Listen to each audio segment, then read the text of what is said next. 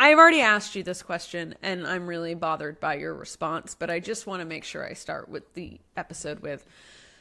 So you know the Muffin Man, right? The song. Do you know the Muffin Man? No, the Muffin Man, the Muffin Man. Yep. And so I asked you the other day, when you think of the Muffin Man, do you think of a man who sells muffins? Yep. Or a muffin with a face? I think of a man that sells muffins. And that is wrong. That's the wrong answer. only... There is no way that they would make a song about Do You Know the Muffin Man about a fictitious character that's the shape of a muffin with a face. That is some real on the spectrum-y sort of rationale. No, that is... So I asked this question to my family, too, because you said muffin salesman. I think it is muffin. It's a man that sells muffins in a basket. A muffin salesman. A muffin. With a briefcase full of muffins. Or he gives away, I don't know, he could be a muffin philanthropist. He could be giving away muffins. I don't know. He's the man with the muffins. That's what we know. Okay. Do you know the man with the muffins? He is the man that is a muffin. Why would there ever be a man that is a muffin? Why would there not be? Why is the man selling muffins? Why is he going door to door? Why is he a door to door muffin salesman? That makes no sense. If my mom ever had a real, healthy relationship with a man, he'd be the muffin. I thought you were about to say with a muffin. He would be the man giving out muffins. My mom would be making muffins, and she would be sending him out in the world with a basket. I'm a hot girl. I'm a hot girl. I get anything I want. This is my world. I make big moves in my big heels. Since the day that I was born, I've been a big deal. I'm a hot girl. I'm a hot girl. I get anything I want. Welcome to Let Her Shoot, the only podcast that starts the podcast with things that have nothing to do with the topic of the podcast. But guess what? Somehow it works. Sarah Chovnik here, two-time Emmy. I gave you more nominations. But you can't do that. Well, I have 10 nominations, but I only have 2 wins. Oh, you have 10 nominations. Sarah Chovnik. It might be don't say that. It's embarrassing. It's that's 8 failures. Sarah Chovnik batting 200 for Emmy wins. 2 out of 10. Still pretty fucking good. The Joey Gallo of Emmy Award winners. Joey Gallo strikes out a lot. Hits 200. Anyway, Trista Crick batting 0%. Actually batting 1,000, truthfully, because I've been nominated 0 times and I've gotten it 0 times. I've been on the bench, baby. I've been making stuff behind the scenes. I'm the Geppetto. You know what I mean? You guys are my little marionettes, and then you guys get all the credit. Anyway, talent never get nominated or given credit for Emmys unless there's some shady shit going on. Poor talent. You'll never get it. Guess what? Guess what? If Let Her Shoot becomes your full-time career, you'll never get nominated for a fucking Emmy either. That'll be your last nomination. You know what? I'm okay. If you like our stuff, you get more money as talent. Tell you that. I know. That's why I said, do you care about the Emmy or do you care about money? I care about money. Obviously, we all do. But we'd like one Emmy. Stacey, send me one of your Emmys so I can stun on these hoes. If you're liking our stuff. Also, shout out. This is one of those ADHD moments. Shout out. I've been going and clocking what moments of my life I may be exhibiting ADHD qualities. Afterwards. Yeah. Okay. Anyway, shout out to everyone who watched our live stream on YouTube after the fact. I think we had 100 and something views live, and we're up to a regular podcast episode now, 1,400 views and lots of comments. I will issue an apology in a second for something you guys took issue with. If you're liking our stuff, subscribe to the podcast, The Daily W Sports, and follow us on Instagram and on TikTok. Sarah, what are we talking about today? Well, before we talk about what we're talking about, I just want to add on to what you said, because there's apparently this new thing on YouTube called the hype button. So if you're one of our early listeners to this podcast and you are here early, hit the hype button. I don't know exactly what it does, but apparently it's supposed to shoot us up into the algorithm. Oh! It's supposed to help us get more views. It's supposed to help us get more subscribers, which will get us more money, which will be able to bring us more let her shoot to the people. So, Hype her up. today we're talking first Why game. did you respond to that? I didn't. What did you say? Hype her up. You didn't like that? I was trying to do my best that Sydney like a- Colson impression.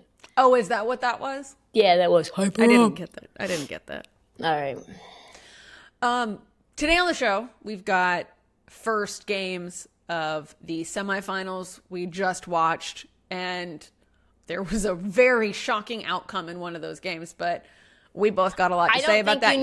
I don't think anyone who's watching this, they know the Not outcome shocked. of the they know the outcome of the game. You don't need to tease it like they haven't seen the score.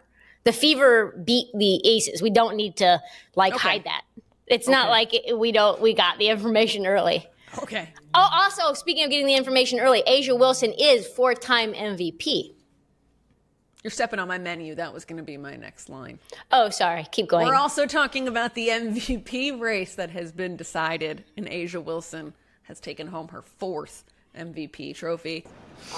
We're here to present you with the 2025 WNBA Kia Most Valuable Player.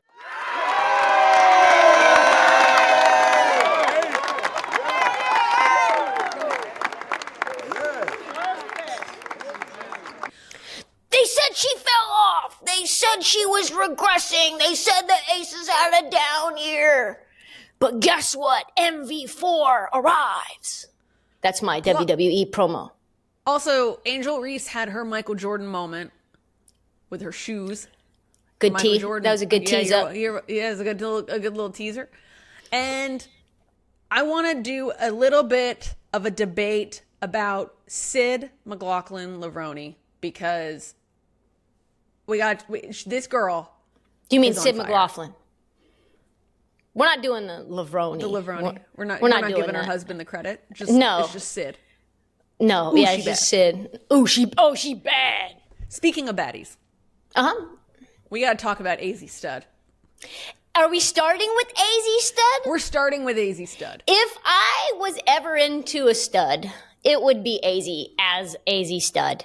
Jesus. They came, UConn came and did the whole thing. I don't even know what the point of it was, but they all decided to dress up as studs. But were they dressing as studs? Like, was that the goal of the thing? Or was all it of the UConn players were dressing know. as studs. Okay, so, like, no matter what, like, studs were also, like, KK also dressed as a stud. KK dressed as a stud. Okay, so everyone was just stud. Yes, all This of them were wasn't a studded. dress as your It was type. a star-studded affair. See what you did there. Well, because, the Aces did the whole dress as your type thing, right? And Jackie Young came dressed as a femme, and everyone went, I didn't know that. you didn't know that? I'm going to have to, as soon as this is over, go and look Yeah, at they that. did. The Aces did like a little. Well, they did it twice. Okay, so there were two things. So the Aces did like a come dressed as your type, and Asia dressed as Bam, and Melissa Her type dressed is up only as- Bam? Yeah, Oh, and I hate Melissa girls that literally bu- came as Dejanay. Like she Oh was my in God. the exact outfit Dejanay had been wearing that day. Anyway, Okay, go ahead. go ahead. What were you gonna say? I don't like it when people do that. You have more. Do not pretend to the world that your type forever is just the partner that you have. That's because what if they die? Now forever you don't have a type because that Dejanay's dead now. Or break okay? up. Don't kill Dejanay. Okay, sorry. Dejanay broke up with you. Dejanay went straight again. What are you gonna do now, Nalissa Smith? I don't know Okay. that that's any better. Bam Adebayo isn't playing in China. You guys are in a long distance relationship. It has cratered. Now what are you gonna do? Your only type is Bam Adebayo. You better go over to Nigeria, see if you can find some more Bam Adebayos. So What are they we did talking that. about? And then they did. So then You they have did, no opinion on that? Well, I'm getting to the second part of the story. Okay, sorry. Okay. So the second part of the story was they were doing their like playoff pictures. I don't know, team pictures for the playoffs, and they did sit as your type. Cheryl yelled out, "Sit as your type," right? And so like they were like leaning, like leg back. A lot of and man spreading. Yeah, and Jackie sat there and just crisscrossed her legs and just went, and everyone again went, Jackie, what is your type?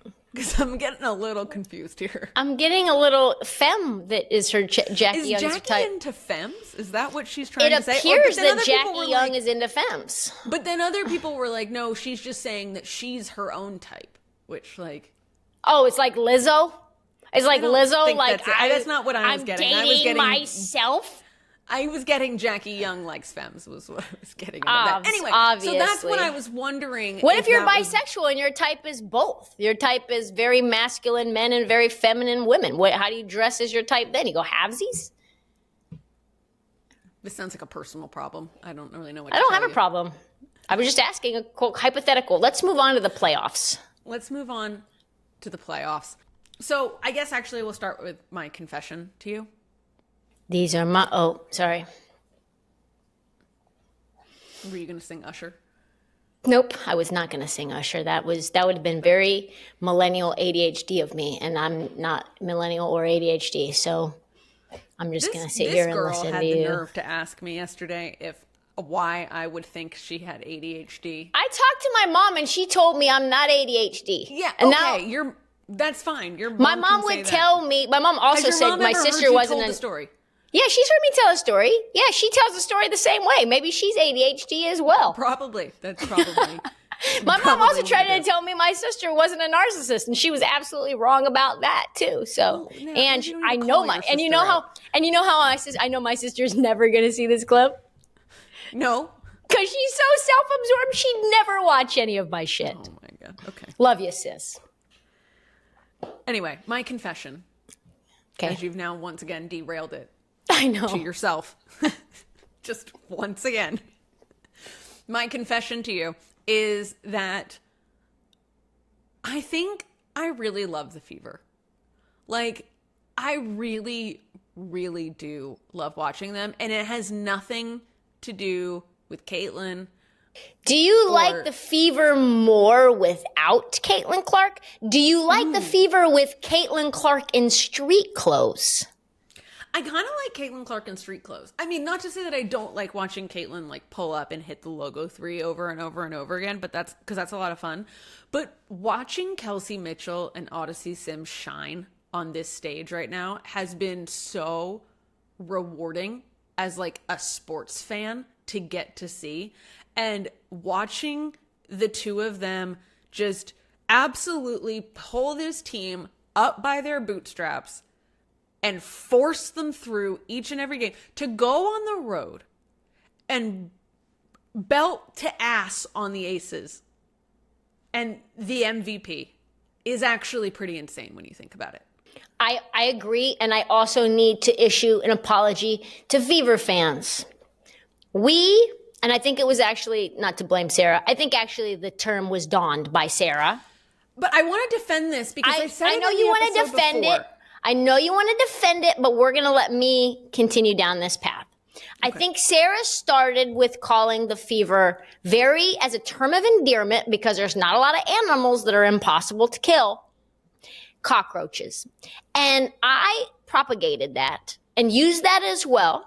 And people have seen it as quite fairly Derogatory.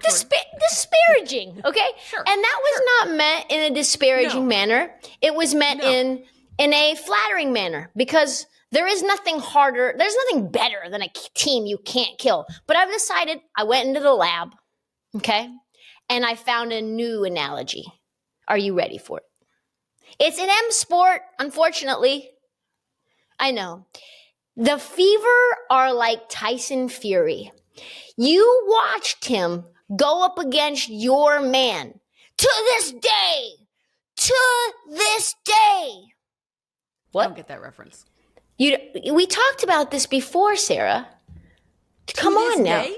Yes, Is that to- something Deontay to- Wilder says? Yes, Deontay Wilder okay. is famous for to this day. Deontay Wilder in the 12th round, hit the shit out of Tyson Fury as hard as he's ever hit any other man in his life, he said. Tyson Fury looked dead. He looked concussed. He looked like it was TKO, baby. Not only did he get his ass back up, he won that fight against a man that looked way more powerful and ready for the challenge. That is the Indiana Fury for you. So I'm going to call them the Indiana Fury. Unkillable, unflappable, with the biggest steel jaw. And every time they've been knocked down, that's every injury that they've had pretty much the entire year. Yeah. Well, and that was what I really meant with the initial cockroach, You can defend it, but I don't think we should be defending it. No, I'm not defending it. I'm not defending it. My point had been that, like, the only thing that can survive a nuclear blast, right? And is a cockroach. Have somehow survived. Or a Chernobyl fish. Yeah. Sure. Yeah. They're regardless, the Fever are not going to go down without a fight. I think that's very clear. Well, I mean, they may end up going to the finals without Caitlin Clark. And if they go to the finals without Caitlin Clark, what will the conversation be like online? I am afraid.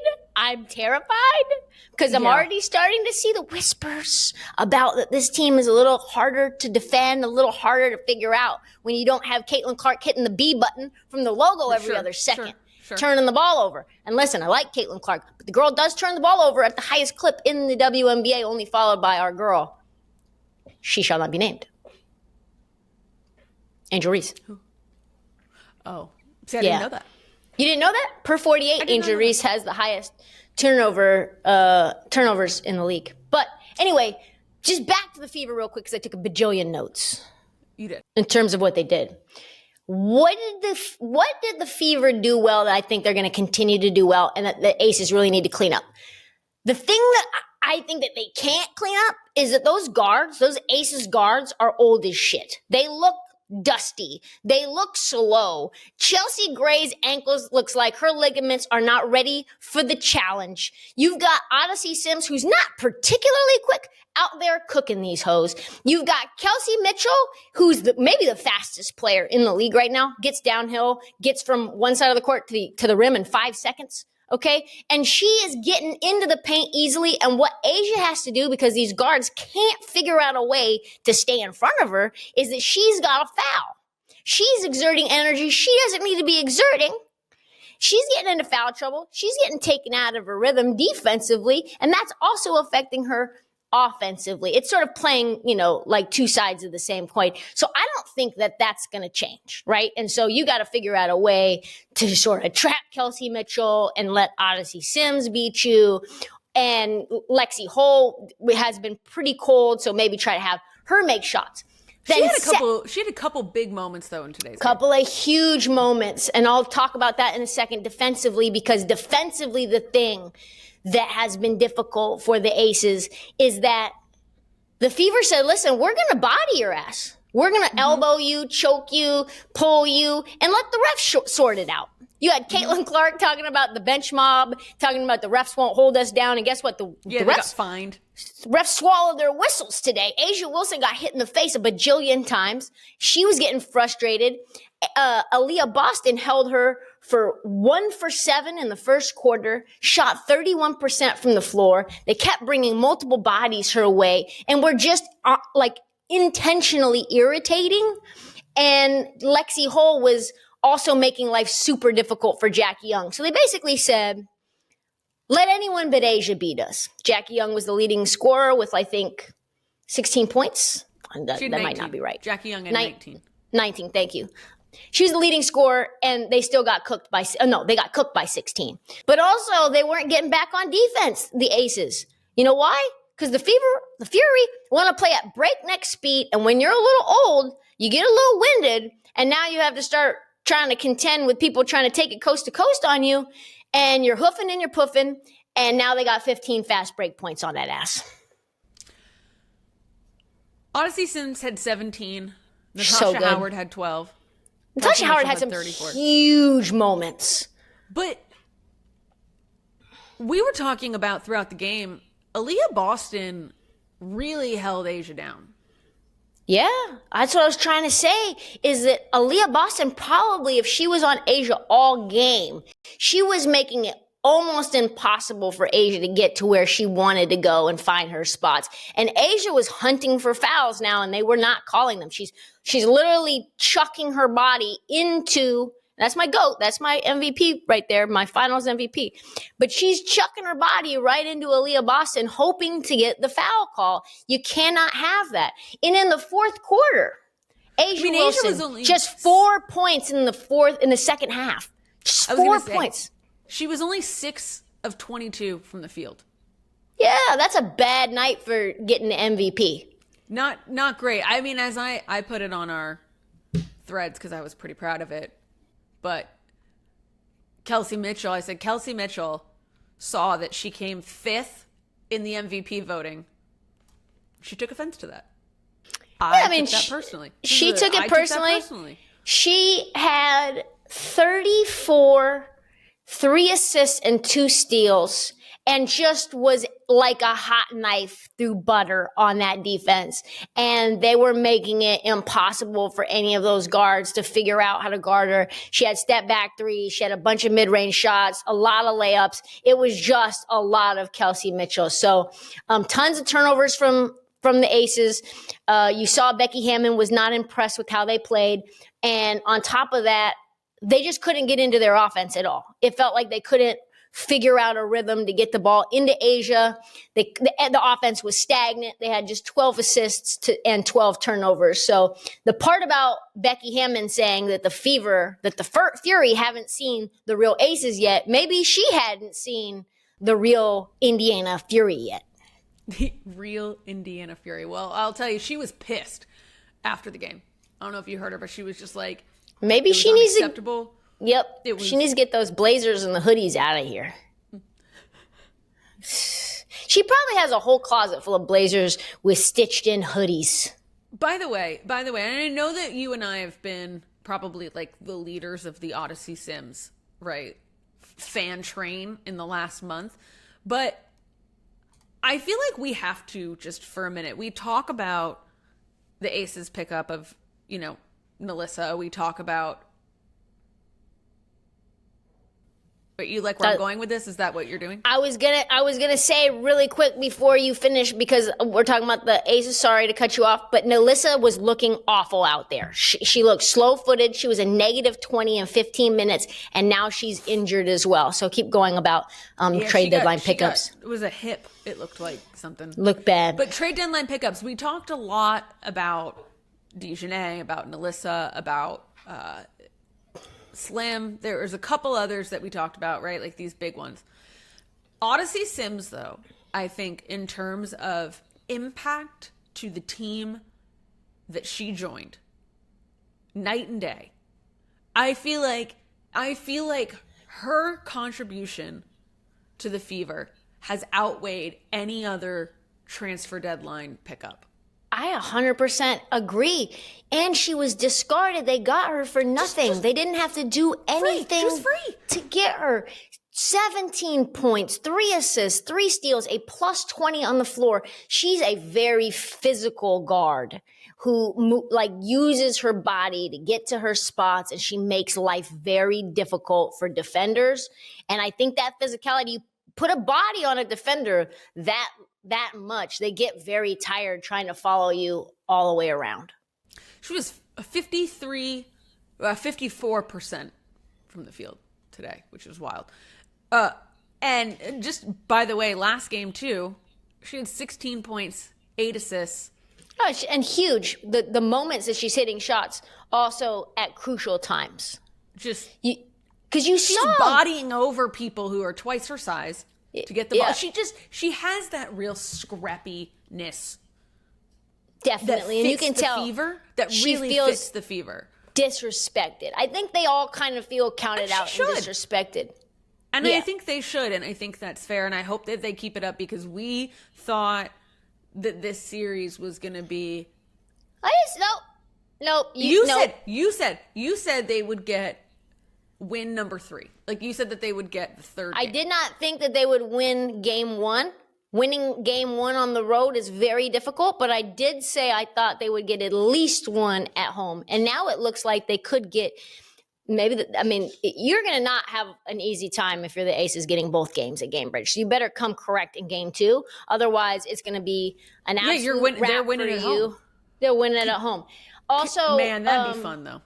It would. I mean, we're still rooting for the Aces. We're not going to act like the Aces aren't a fun story. I'm rooting okay? for the yes, but if you just need to say, hey, this is nothing you need, because people are going to think it's Caitlin Clark related. You're right. And that's what I was going to say is my confession is my love for the Fever right now has 0 to do with Caitlin Clark. It has 0. And I said I would, and I was like, I even hesitate to say this because I don't want to get labeled into that. Yeah, it's right. It's hard to be a white woman rooting for the Fever right now. I'll tell you that. It is extremely difficult. But I'm sorry. I'm moral sorry. Challenge. I love Odyssey Sims. I love Kelsey Mitchell. I love Aaliyah Boston, and I'm not going to apologize for that because I'm having a blast watching them right now. It feels like there's a little something between Aaliyah Boston and Asia Wilson as well. I don't know what it is. Did you see Asia chirping? She was. Gamecocks going at it back and forth. Chirp, chirp, chirp, chirp, chirp, chirp. It's fascinating. Dawn loved it. Dawn loved it. Oh, yeah. She was like, it's time. It's a wrap. So Asia, as you pointed out, overwhelmingly 51 first place votes, takes home her 4th MVP. Only 1 to win 4. Only the 2nd to win back-to-back. And I'm surprised. I have to say, I'm really surprised, though, that it was as lopsided of a win as it was. Oh, that's what I was gonna. Oh, in terms of the MVP. Before we move on to that, I just wanted to say, shout out to the Aces for fighting, because there was a bunch of 10-0 runs, and it was very back and forth. It wasn't like the Fever were dominant from start to finish. So I want to just let everyone know that that's not how it went down.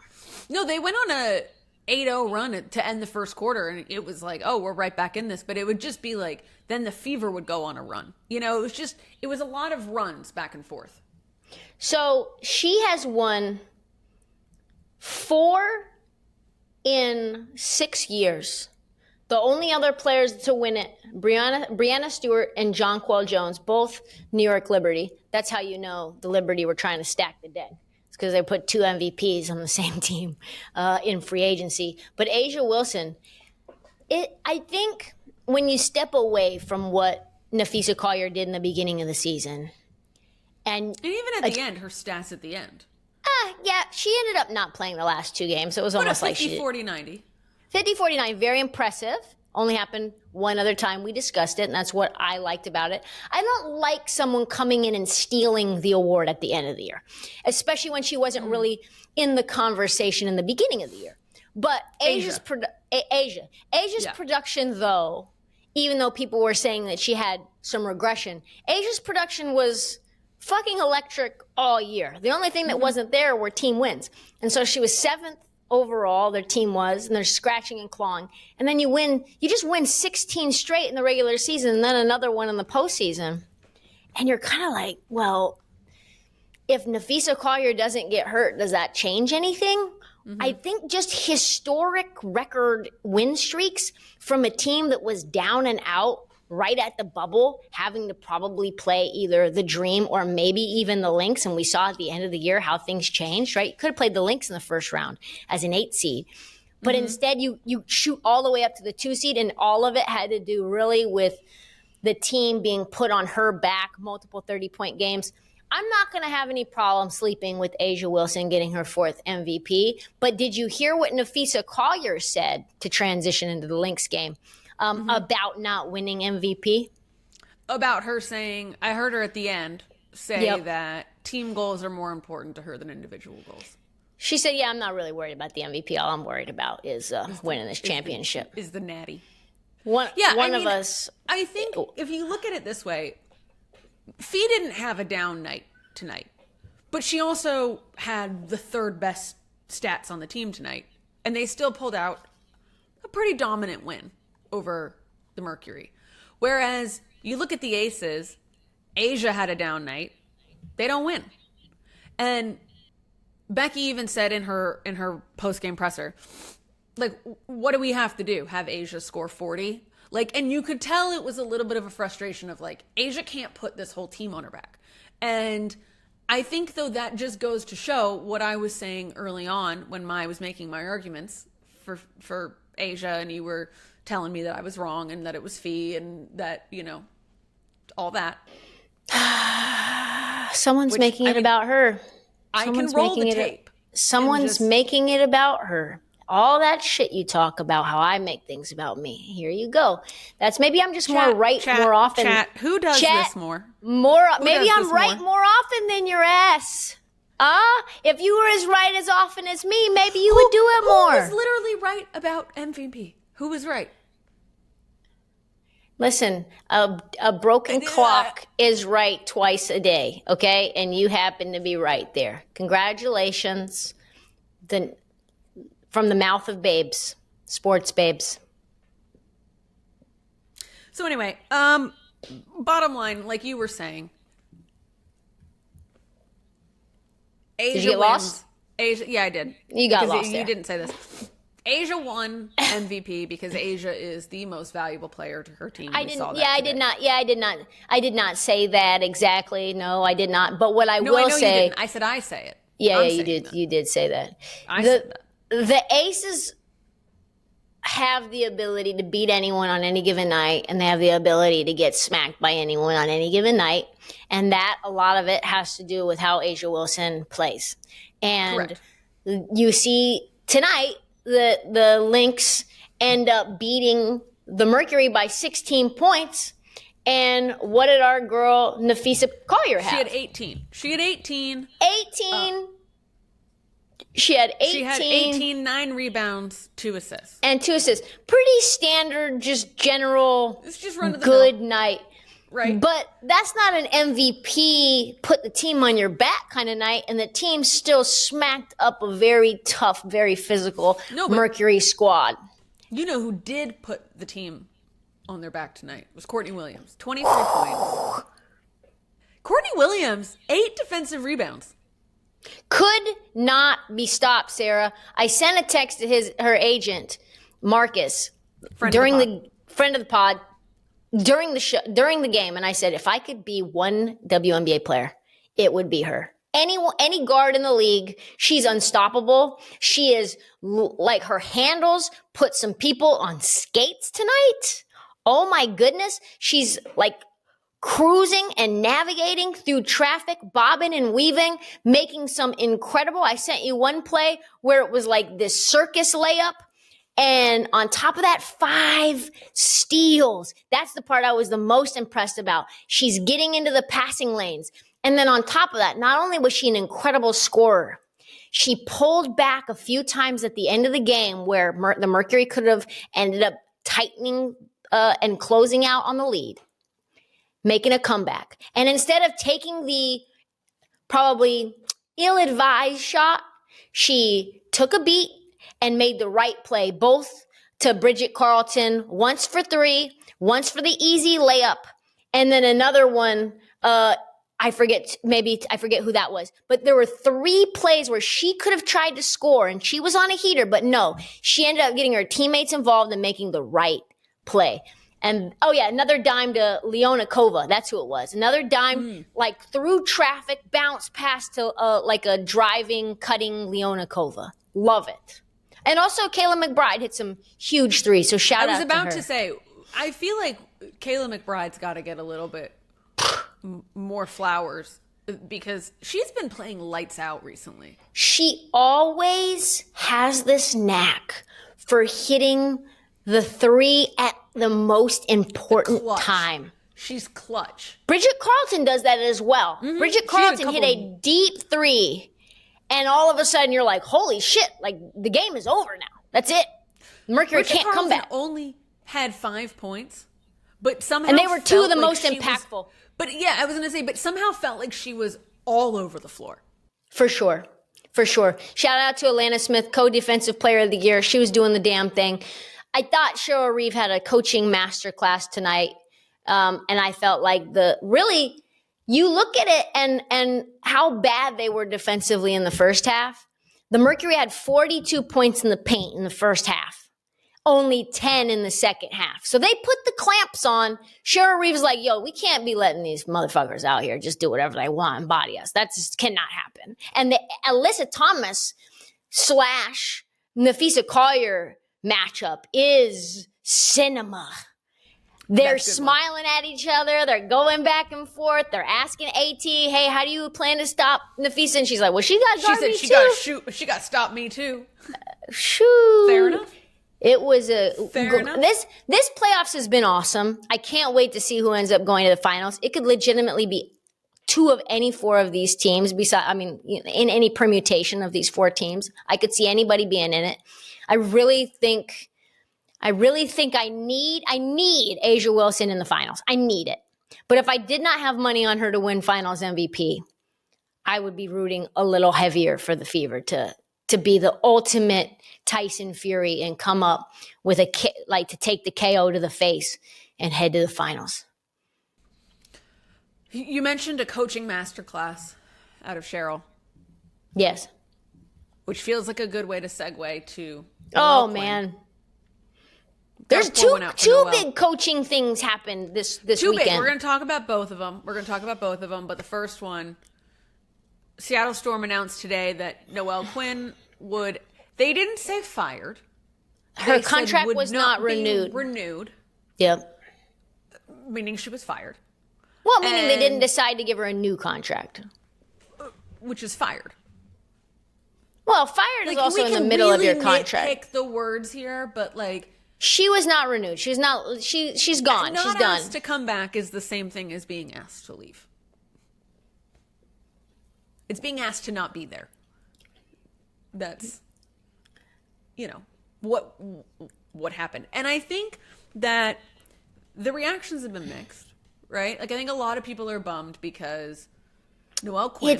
It's tough to see she was the last tough woman coaching in the WNBA. It's the reason I wasn't calling for her neck, to be honest. But here's the thing. Winning also matters. Winning matters. She has not been that good. And the truth is that she is just above a 500 in 4 seasons. And that is not going to cut it in a win now league. And I said the last podcast, maybe 2 podcasts ago, nobody has done less with more than Noelle Quinn. She has 7 players who legitimately could start for all of the WNBA. And yeah, Nneka, Gabby, who else we got over there? Dominique Malonga. Dominique Malonga. You got Ezzy. You got Erica Wheeler. You got Brittany Sykes. Yep. And really, there's even more. So you got Skylar Diggins. So you're talking about players who are really high caliber, and she just could not get them prepared to play at a high level consistently. And honestly, if you want to be really, really real, if it wasn't for Asia, we'd be saying the same thing about Becky Hammon too. Had Asia not pulled them out,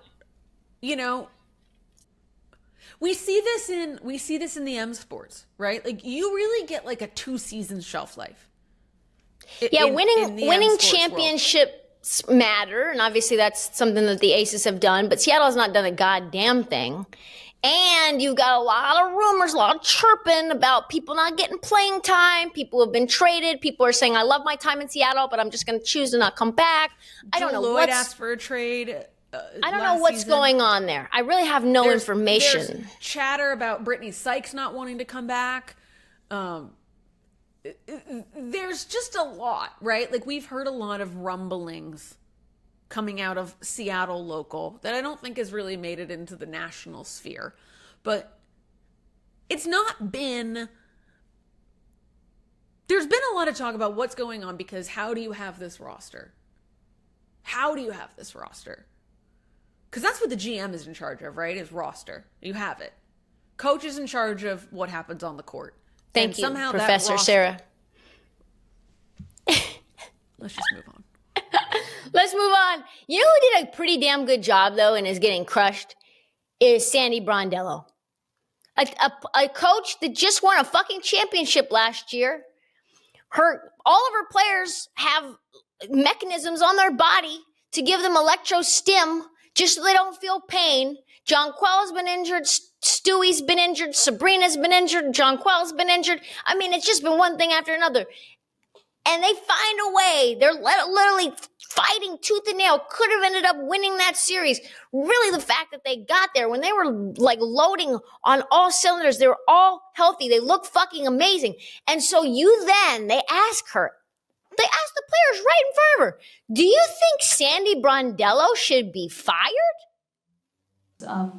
What would you say to those who question whether Sandy should be here next year to coach you guys again? What the? I'm not saying I questioned it. There's just some people that do.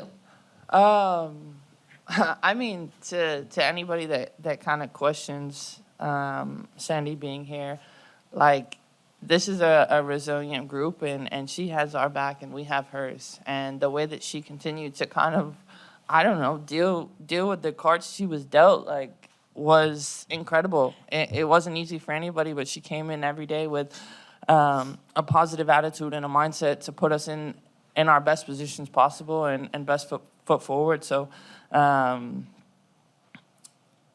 we're not going to be a team that points fingers. I'm sorry, are you dumb? Fucking stupid? What are you talking about? Do I think Sandy Brondello should be fired? I think you should fucking be fired. Yeah, she said it was all over the internet.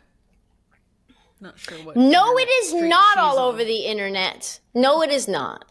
What, No, it in, is like- not. In like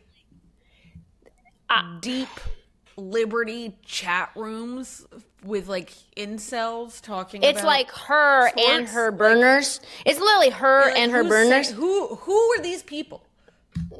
You Who is can't. calling for Let me that? tell you Nobody. how this works. When you have multiple marquee players that were former MVPs all getting injured for many, many games, your coach isn't getting fired. That's just not going to happen. Period. When you're 1 year off a title, it's still making. And you it- started like, the year 10-0. No, get out of here.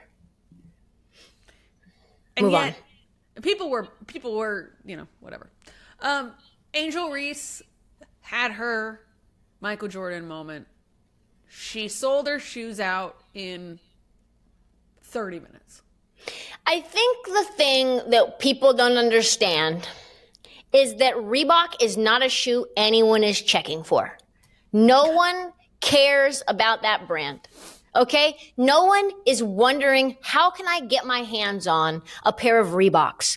They have not thought that since probably Allen Iverson had signature shoes within Reebok. And you have Angel Reese, a player that people are fucking bashing. She is such a certified star that thing is selling out faster than you can actually click buy as soon as it drops. That is something I've not seen from any player since Jordan. They went up at 10 a.m. East Coast time. And I logged onto the, like, Were you went gonna buy a onto the pair? No. Oh, But okay.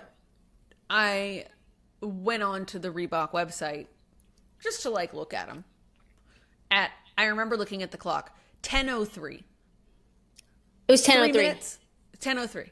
3 minutes after. And nearly every single size, minus the biggest and the smallest, were sold out already. And I 3 remember- minutes? 3 minutes. Come on. Like, I have a screenshot of it for anyone who doesn't believe me. Because I was like, oh my God. That's There's journalism right there. There's like 6 sizes left. That's journalism right there. Congratulations. And That I was posted fucking- it, and there were a bunch of comments were like, this just reminded me to go look. They're already sold out. Yes. Just gone. I don't know how many shoes Sold out in they. minutes. I don't know how many shoes they No, made.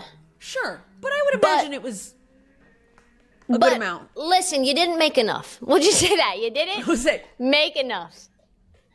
Or maybe they're trying to do the kind of the Jordan way, right? Like, don't make too many. Make them a collector's item. Make them something that's hard to get. Make them something fun. You know what no one's going to get this year other than the Kansas City Current is the Shield in the NWSL, because there are 5 games left and they have already locked it up. Not much really to say about that other than Just a salute to the Kansas City Current. They're going to win it all. I'm sorry, but that's probably how it's going to go. I hope that's not. I hope it's the Spirit, but I don't. I think that the game between the Spirit and the Current for the title, and I feel pretty comfortable saying that right now, I think it's going to be a fantastic game. Me too. Me too. I want to end this show talking about the GOAT that's not being talked about as one of the GOATs. And I feel that we need to hype up Sydney McLaughlin-Levrone. I know you don't want to. We're not calling her Levrone. I know, but it's on her bib. So we're gonna say it. But I don't think people understand just how insane it is that this girl won the 400 meter hurdles, was 2 gold medals, the Tokyo Olympics, the Paris Olympics, won the World Championship in 2022, and then said, you know what? I think I'm going to try out the 400 flat, and I think I'm going to try that one at the World Championship too. And not only does she win, but she sets the record for the fastest American woman, coming in at under 48. That's crazy. That's crazy. What kind of athlete do you have to be to switch disciplines? And she's got to be kind of bored, right? If you do that, then you're bored with the competition that you currently have in your. You're so good at what you do. She's broken every record. She's like, I think I'm going to try this. And she's like, you know what? I think I'll try it just on my own. Because I remember at the Olympics, at the Paris Olympics, in the 400, whatever it was, the relay, right? And she had run, and everyone was like, did she just outrun the 400 meter champion in the relay? She should probably go to the flat. And then she did, and then she set the record there too. It's her second fastest record in history, or second fastest time in history, in that which she has never competed in. They just did that up until the first World time Championship. It just to PR, but not PR, just WR. To WR in your first event is fucking second WR, but second WR. But you know what I'm saying? Still, to even be sniffing that. Top 3 in a world record, your first event, trying something out, just deciding, yeah, I'll just dabble in this, see how it goes. That's nuts. Shout out crazy. to Sid. By the way, my favorite part of it was at the end, the very end, they asked her a question and they said, Sid, do you now that you've won the gold in the 400 flat and the 400 hurdle, do you think you'll go to the 800 yet? And they kind of said it jokingly, and she just kind of smirked and she said, no comment. Maybe. That's it's not a no. That's not a no. Let me tell you, if I were, she smoked Mary Lady Paulino, who is had been winning everything in the 400. How do you feel if you're Paulino? Honestly, if you're Paulino, you're like, pissed. What the fuck? Can you stay in your own fucking lane? Literally, Sid? Go back to your little jumps. Literally, why don't you go ahead and jump over those hurdles for a little while? Let me be on the flats. You're making me look bad. It's been a good show. Sarah, did you have a fun show? Did you have a fun show? Everyone hit the hype. Everyone hit the hype. Hit the hype button. I did. I had a good show. I've had a migraine this whole episode, so that was fun. I'm sorry. It's okay. Well, from you. I could lecture you about going to the neurologist for the 15th time, but you probably don't want to hear that on the podcast, so I'll save that for offline. Chat, it's been phenomenal. Thank you so much for listening to this episode of Let Her Shoot. We will see you next week. We're going to try to do a live show on Friday, so keep an eye out for that. It's a early afternoon for Sarah. A morning show. Yes, it's at 10 a.m. Friday. 1 p.m. The game is that early? The game is at 1 p.m. on Friday, God, the know that. Fever Okay. game in Indiana. Love that. Yeah, so That's get your perfect. Friday, an early little matinee live stream. A little matinee. Come hang out with us. Wahala. We're gonna watch Come I hang. was gonna say the river. It's The gonna be Fury. We're real. gonna watch the Fury. It's gonna be real low budget. We're gonna be laughing and jiving around. So thanks. We'll see you next time. 1, 2, 3, Sarah. You better do it. Let her shoot.